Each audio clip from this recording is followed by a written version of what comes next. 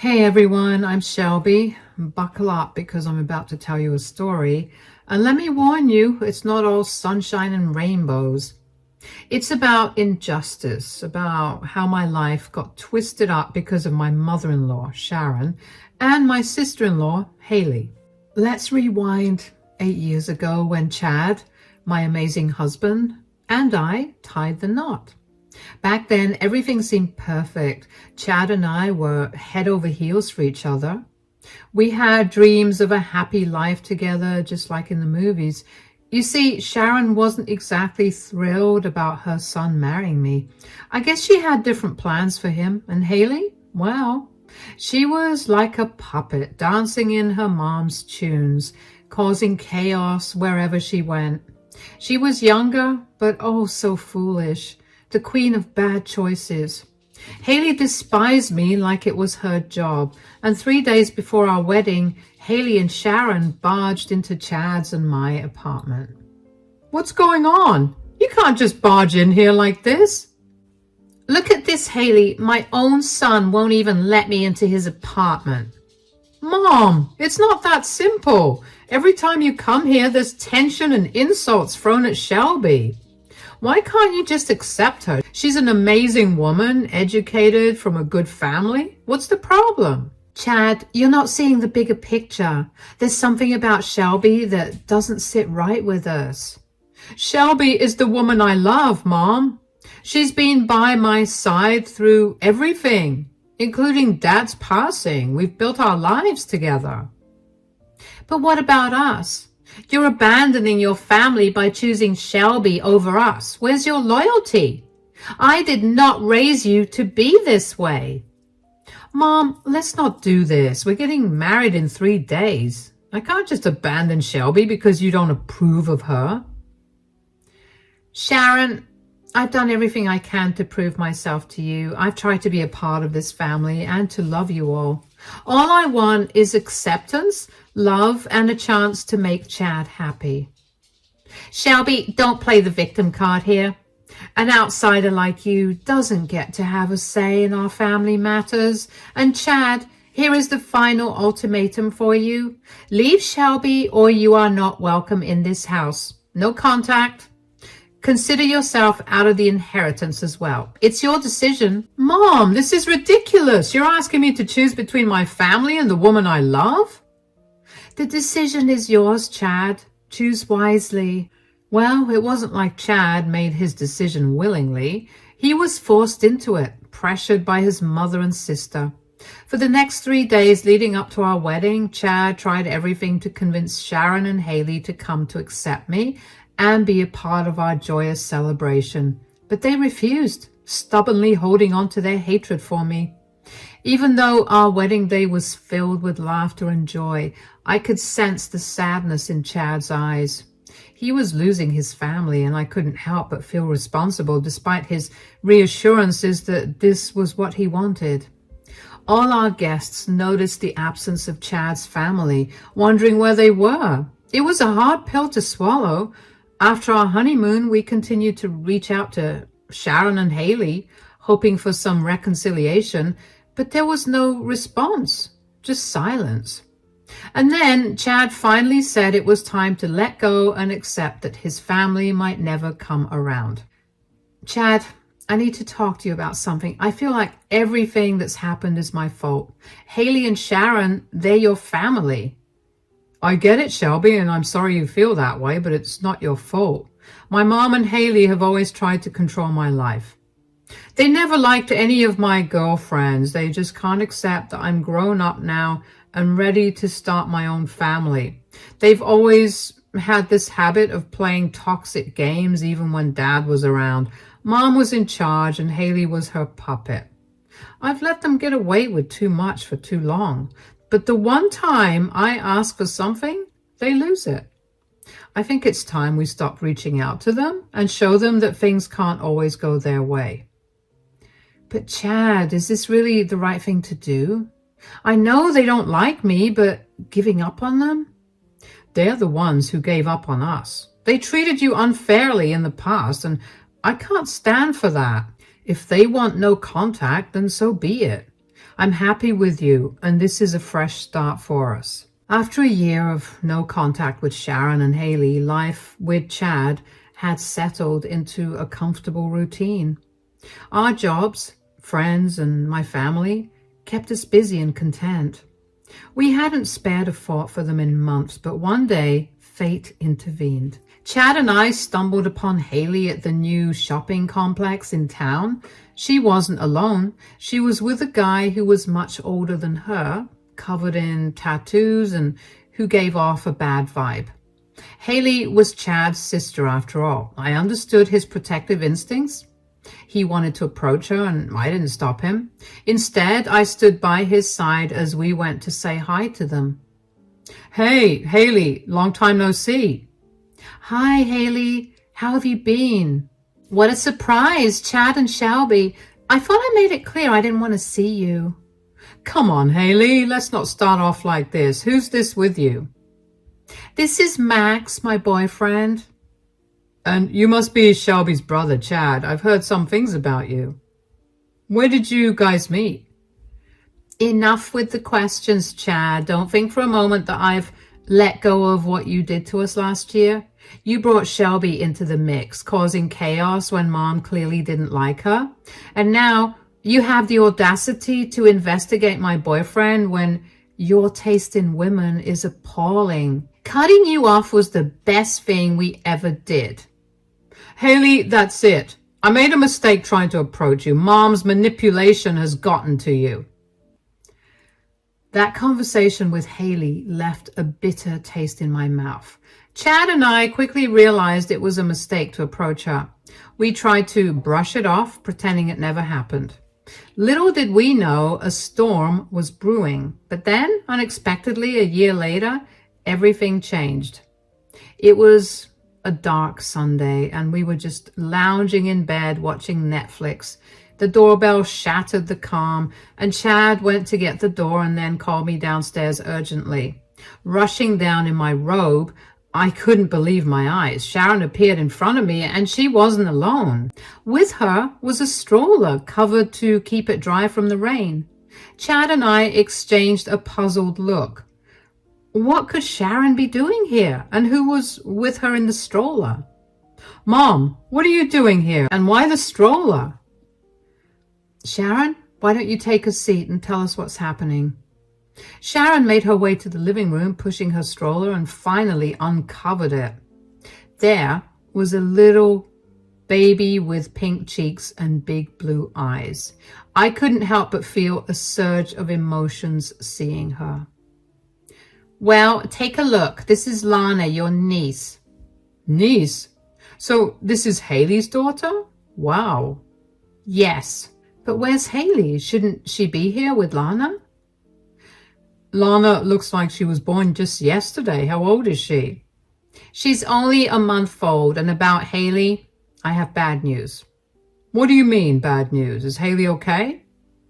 "Chad, I'm so sorry. Your sister is no longer with us." "Huh? Mom, this can't be happening. I can't lose Haley." "Sharon, what happened to Haley?" "She took her last breath the day Lana was born. She couldn't survive the complications of childbirth." "That was a month ago. You're telling me now? Why didn't you let me know earlier? Why wasn't I invited to her funeral?" "I didn't know how to reach out to you after all that had happened. I'm sorry, son." "This is so unfair. I never got to say goodbye to my sister. It's too much to handle." "I'm so sorry. Haley didn't deserve this. Why didn't you tell us earlier, Sharon? The last time we saw Haley was a year ago. I never thought it'd be the last." "I couldn't bring myself to it. Haley was cremated. I still have her ashes in the urn." "Wait, who is Lana's dad?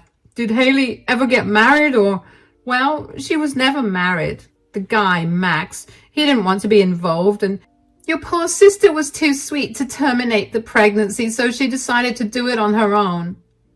"Ah, that Max. I never had a good feeling about him." "Chad, Shelby, I messed up before. I let my pride get in the way. I can't bear the thought of giving Lana up for adoption because she's my granddaughter. But I'm getting old. I can't do this on my own. I need your help. Would you consider raising Lana as your own? Chad. I know Haley could be troublesome at times, and I blame myself for not guiding her better. But please, find it in your heart to forgive her. Consider this. Lana is your blood, your niece. I know raising her won't be easy, but she deserves a chance with a family who loves her. Mom, this is a huge ask. We haven't even considered having kids of our own. We have demanding jobs, and our lives are already pretty hectic. Raising Lana would completely change everything. I don't know if we're ready for that kind of responsibility. Sharon, I understand where you're coming from, but this is a lot to take in. Imagine Lana bouncing from one foster home to another, facing who knows what kind of evil is out there. Yes, you walked out on us 2 years ago, but now you have a chance to make things right. For me, for your sister, who isn't here to ask this herself. Think about your dad. He would have wanted this too. He always believed in family, in sticking together through thick and thin. There's no other option for Lana. It's either you two or no one. Mom, maybe it's best if Lana stays with you for a bit. We need some time to process everything, especially given our past issues. It was a lot to wrap my head around. The sudden loss of Haley, leaving baby Lana behind, and Sharon, who had always been a source of tension in my life, now reaching out for help. Chad and I found ourselves immersed in endless discussions.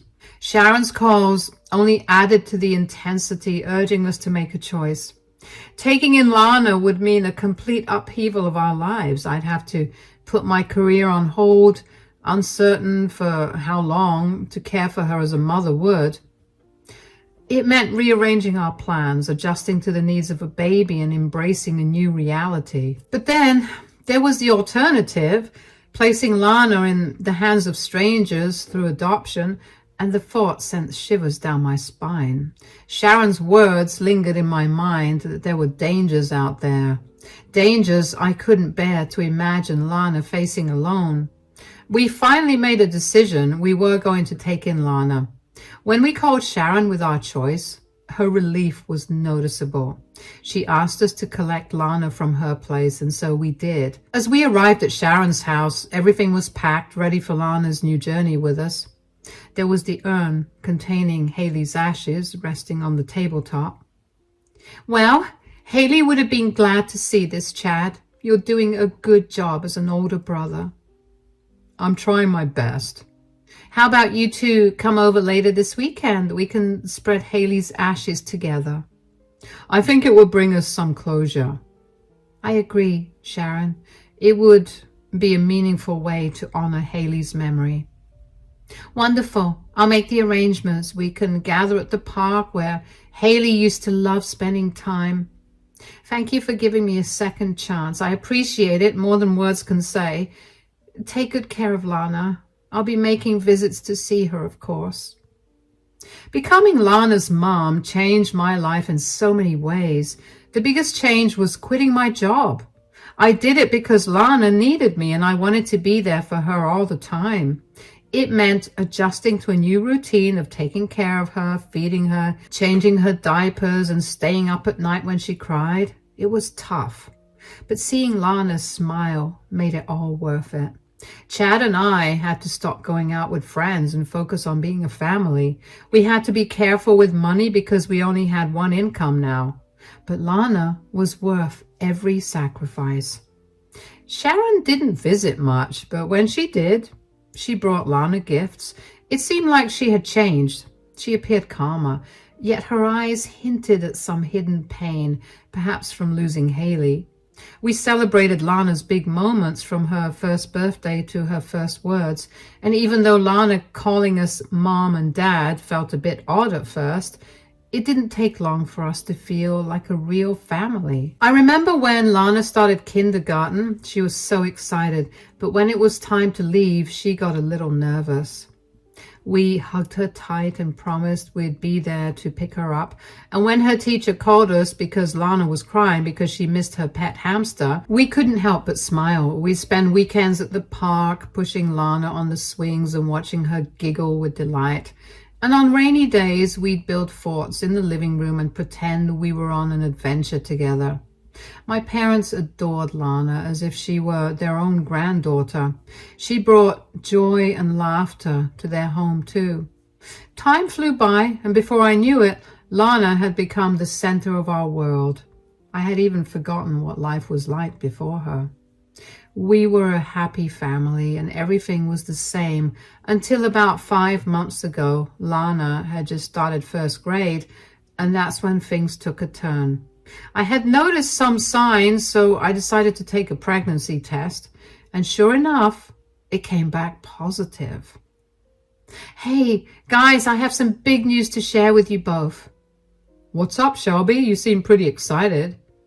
Well, you know Lana is going to have a little brother or sister soon. Wait, are you saying? Yes, I'm pregnant. That's incredible news, Shelby. I can't believe it. You have made me the happiest man alive. I love you so much, baby. Really? Oh my God. Yes, sweetie, Mommy is going to have a baby. A baby, like a real baby? Yes, a real baby, and you're going to be a big sister. Yay, I'm going to be the best big sister ever.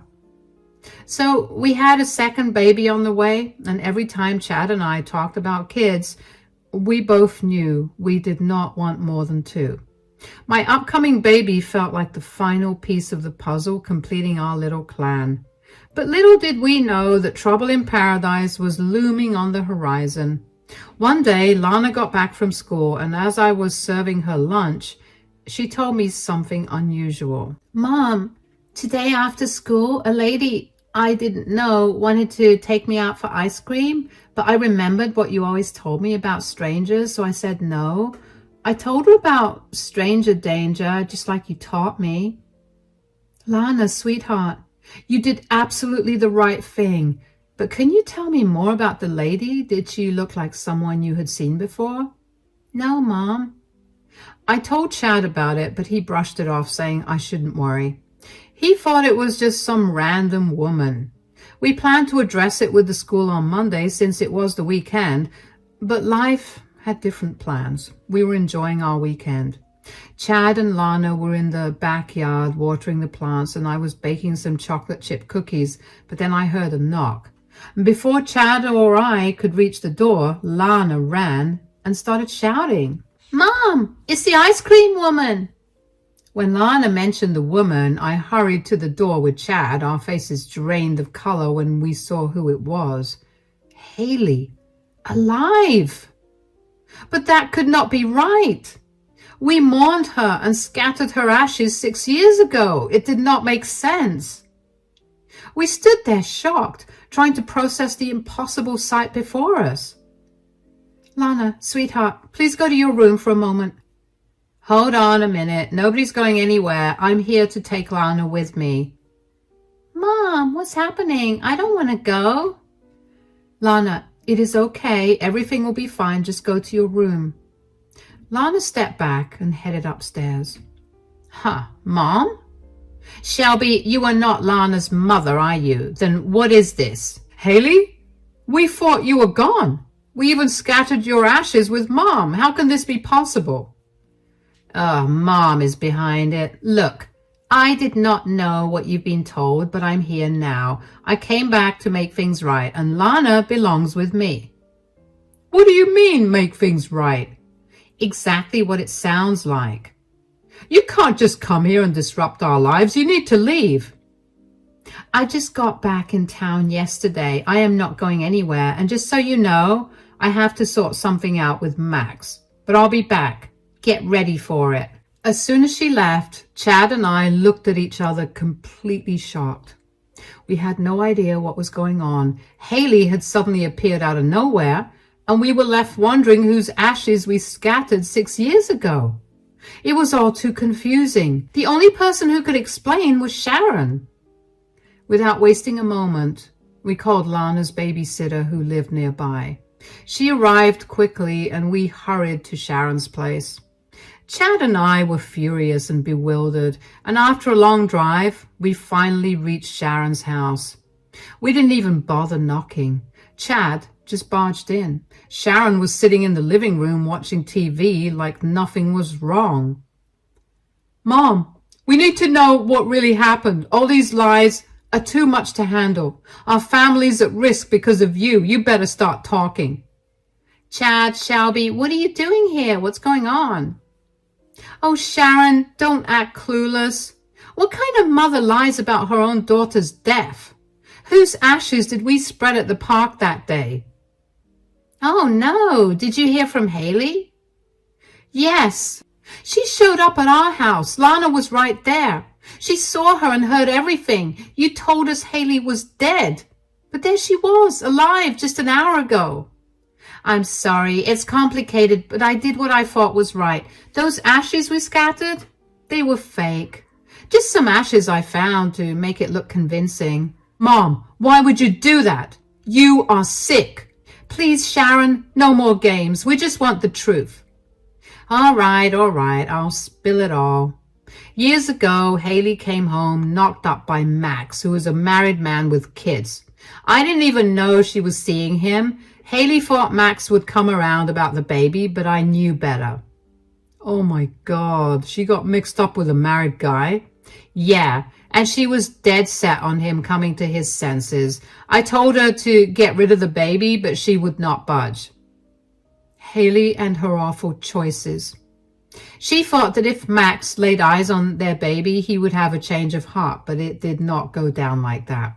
The day after Lana was born, Haley showed up at Max's place with Lana in tow, but he shut the door on them and told her to never come back. This whole situation crushed Haley. It made her give up on everything. She could not bear to look at Lana's face anymore, and she began to resent her own daughter. And I did not know what to do. Haley disappeared, leaving behind a note saying that she would never return. I kept trying to reach her, but after a week, she finally called me from an unknown number and demanded that I never contact her again. Apparently, she had started a new life wherever she was, and she wanted to cut ties completely and start fresh. Why did you keep this from us? You should have told us the truth, Sharon. Keeping something like this from us only made things worse. Well, after how Haley and I treated you, Shelby, I knew you would hesitate to help me with Lana. It would have been a lot to ask. I truly believed Haley was not coming back. So I felt I had to come up with a fake sob story to manipulate you guys into helping. Mom, that is not right. We had been distant for years and you came to us with lies just to bail you out? I can't wrap my head around this, Sharon. You literally manipulated us just to get rid of Lana. What kind of mother resorts to such sick lies? This is beyond belief, and you went as far as convincing everyone that Haley was dead. Oh, believe me, I went through a lot to pull off this lie. I did everything in my power to erase any trace of Haley's existence. I had no other option. I didn't have it in me to give Lana up for adoption. We need to sort this out fast. Yeah, but let's deal with Haley first. Mom, you are going to pay for this. Chad and I headed home, unsure of what would come next. The thought of losing Lana was unbearable, especially with my pregnancy causing added stress. We could not even reach Haley since she had changed her number. It felt so unfair. First, she did not want the baby, and now she suddenly wanted her back after 6 years. We needed to know the whole story, and despite the uncertainty, we contacted our lawyer just in case. Lana sensed the tension and kept asking about Haley, and the fear of losing Lana consumed me and tears welled up. Chad brought takeout for dinner. Just as we were about to eat, the doorbell rang again. My heart raced as I hurried Lana to her bedroom with her food, and we answered the door anxiously. I told you guys I'd be back. Let's continue this inside. Haley, look, we heard everything from Sharon, and I'm sorry she lied about your death like that, but I don't blame her. I don't care. I had a different life miles away from her for 6 years. I even got engaged, but things didn't work out. But guess who I heard from just in time? Max. After 6 years of silence, he reached out. He was going through a divorce and said he needed me. Max asked about Lana, and I could feel his longing to rebuild our family. And it turns out I was right. I just come from his place and we had a lengthy discussion. We have decided to give being a family another shot. All my dreams are finally coming true. You can't rely on him, Haley. Remember, he cheated on his wife with you. God knows what else he's capable of. Think about Lana's well-being. Honestly, Shelby, Lana is not my priority here. I'm doing this for Max. He needs a loving family during this tough time, and I'm willing to give it to him. That is not fair, Haley. Lana is not just some object you can use to play happy family with Max. You and Mom have gone too far. We are trapped in a mess of lies because of you. Our home stability is shattered, and Lana is not a toy that you can toss aside and reclaim whenever it suits you. I'm not trying to hurt anyone. I just want Lana back. She's my daughter. You lost that right when you walked away from her. We have been here for Lana every step of the way. We have built a life with Lana. She is not just going to uproot and leave with you suddenly because you want her back. We are taking this to court anyway. We will ensure both you and Mom stay far away from our family from now on. Chad and I did not back down. We took the issue to court to fight for Lana. Sharon was scared because she had lied about Haley's death, and now the truth was catching up to her. Meanwhile, Haley and Max teamed up to try and take Lana away from us. They hired really expensive lawyers and tried their best to win. The court stuff was really stressful. As everything unfolded, we learned some troubling things about Max. He had his own problems. He drank a lot and had been caught stealing from a store before. It made the whole situation even messier. We had to go through a lot of hearings, and each one was nerve-wracking. But we kept believing that Lana deserved to stay with us, and we were not going to give up. Finally, after all the stress and worry, the judge made a decision. Lana was going to stay with us. Chad and I were over the moon. We hugged each other with tears in our eyes, feeling so grateful and relieved. But it was not all good news. Sharon got in trouble for lying. She was sentenced to 6 months in prison and had to pay a big fine for faking some documents to support Haley's fake death. I remember after the court ruling, Chad and I were getting in the car to celebrate when Max came up to us. How dare you rip Lana away from me? She's my flesh and blood, my daughter. You think you can just waltz in and play daddy and mommy to her like nothing? This is not the end. Max was really mad about the decision, but we tried to ignore him. Then about a week later, Haley came to our door crying her eyes out, while Chad was away at work and Lana was at school. Haley, what brings you here? You know the decision has been made. Being upset will not change anything. I'm here because of you. You have ruined everything for me. What do you mean by that? Max told me that after his divorce, all he wanted was his daughter back. I tried my best to give him that, to make things work, but you had to sabotage my plans, and he's done with me now. He said he's had enough and that he wants me gone forever. I don't know what to do. I'll be all alone. He is just so selfish. First, he loses one family, and then suddenly he wants you and Lana back. It's all about him, isn't it? You, Sharon, and Max, all of you are cut from the same cloth, and now you are facing the consequences of your actions. Please, Shelby, I don't know where else to go. I'll be left with nothing. I'm sorry, Haley, but Chad and I have moved on from your problems. We can't keep helping you. It's time for you to face reality and move on, too. Maybe it's best for you to start over somewhere else. If you don't leave now, I'll have to call the police. This is your last chance. For those of you who stayed till the end of this story, thanks for sticking around.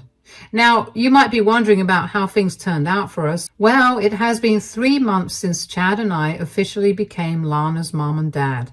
Life's been a bit of a whirlwind since then. Haley's gone off somewhere and Sharon's still in jail, but for us, it's time for a change. Chad got a job offer from a big company in another part of the state. So we are packing up and moving, and it just feels like the right move for our family, especially with another little one on the way. Lana's doing really well. She's thriving under our care, and we could not be happier to have her. As for me, I'm getting ready to be a mom for the second time, and I'm so excited about it because this time it's going to be a bit different. Even though we faced some tough times, I am thankful for how things turned out. Without those struggles, we would not have Lana, and she has brought so much happiness into our lives. So, here is to new beginnings and whatever the future holds.